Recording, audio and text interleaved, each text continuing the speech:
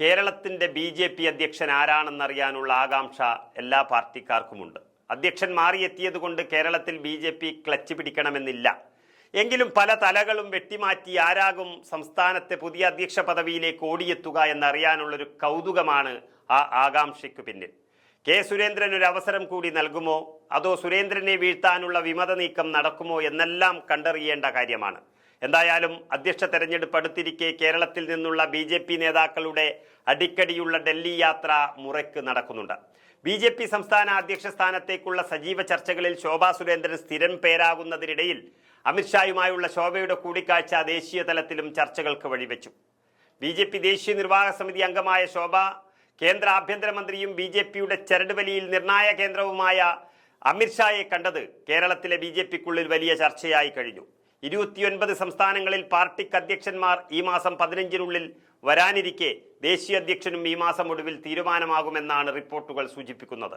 ദേശീയ സംസ്ഥാന അധ്യക്ഷന്മാരെയും ദേശീയ കൗൺസിൽ ഭാരവാഹികളെയും തെരഞ്ഞെടുക്കുന്നതിനുള്ള BJPയുടെ സംഘടനാ തെരഞ്ഞെടുപ്പ് നടപടിക്രമം പുരോഗമിക്കവേ ദില്ലിയിലേക്ക് ഓരോ വിഭാഗം നേതാക്കളായി ചേക്കേറുന്നു.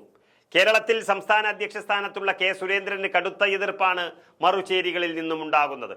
സുരേന്ദ്രനെ മാറ്റി മറ്റൊരാൾ എന്നതാണ് കേരള BJPയിലെ പ്രബല ചേരികളിൽ പലതിൻ്റെയും പ്രധാന ആവശ്യം.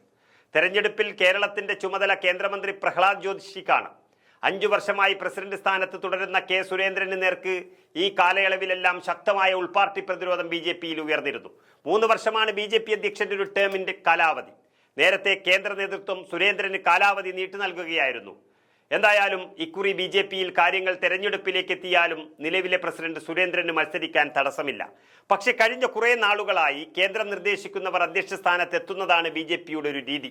മത്സരമില്ലാതെ അമിത്ഷാ നരേന്ദ്രമോദി കേന്ദ്രം നിർദ്ദേശിക്കുന്ന പേര് അംഗീകരിക്കപ്പെടുന്ന രീതിയാണ് നാളുകളായി ഇപ്പോൾ പാർട്ടിയിലുള്ളത്. ഇക്കുറിയും അതിന് മാറ്റമുണ്ടാകാൻ സാധ്യതയില്ല. അങ്ങനെയെങ്കിൽ ആരാകും കേന്ദ്രത്തിന്റെ നോമിനി എന്ന ചോദ്യം പാർട്ടി ഘടകങ്ങളിലും ഉയരുന്നു. കെ സുരേന്ദ്രന് വീണ്ടും കേന്ദ്ര നേതാക്കൾ അവസരം നൽകുമോ, അതോ പുതിയ പാർട്ടി അധ്യക്ഷൻ സംസ്ഥാനത്ത് BJPക്ക് ഉണ്ടാകുമോ എന്ന വലിയ ചോദ്യങ്ങൾക്കുള്ള ഉത്തരവും ഈ ദിവസങ്ങളിൽ ഉണ്ടാകും. മത്സരത്തിലൂടെ അവസാനം സംസ്ഥാന അധ്യക്ഷനായത് PK കൃഷ്ണദാസ് എന്നിരിക്കെ കൃഷ്ണദാസ് പക്ഷത്തിന് ഇക്കുറി കേന്ദ്ര നേതാക്കൾ പരിഗണന നൽകുമോ എന്ന ചോദ്യവും ബാക്കിയാകുന്നു. PK കൃഷ്ണദാസും AN രാധാകൃഷ്ണനും ശോഭാ സുരേന്ദ്രന് പുറമെ കേന്ദ്ര നേതാക്കളെ കണ്ടു തങ്ങളുടെ ആകുലതകളും ആവശ്യങ്ങളും ഉന്നയിച്ചു കഴിഞ്ഞു. നേതൃമാറ്റം എന്ന കാര്യത്തിൽ സംശയമില്ലാത്ത ഇരുവരും കെ സുരേന്ദ്രനപ്പുറത്തൊരാൾ എന്ന നയത്തിലാണ് കാര്യങ്ങൾ നീക്കുന്നത്. ശോഭാ സുരേന്ദ്രന്റെ തെരഞ്ഞെടുപ്പ് പെർഫോമൻസ്, കേരളത്തിൽ അവരിൽ ഒരു വിഭാഗം വനിതാ വോട്ടർമാർക്കുള്ള വിശ്വാസം എന്നിവ കേന്ദ്ര നേതൃത്വം ഉറ്റുനോക്കുന്നു. ഏത് സീറ്റിൽ സംസ്ഥാനത്തിന്റെ ഏതു ഭാഗത്ത് നിർത്തിയാലും വോട്ട് കുത്തനെ കൂട്ടുന്ന ശോഭാ സുരേന്ദ്രന്റെ വ്യക്തിപ്രഭാവം കേന്ദ്ര നേതൃത്വം ശ്രദ്ധിക്കുന്നു എന്നിരിക്കെ ഒരു വനിതാ സംസ്ഥാന അധ്യക്ഷയ്ക്ക് BJP ശ്രമിക്കാനുള്ള സാധ്യതയാണ് ഇക്കുറി ശക്തമാകുന്നത്.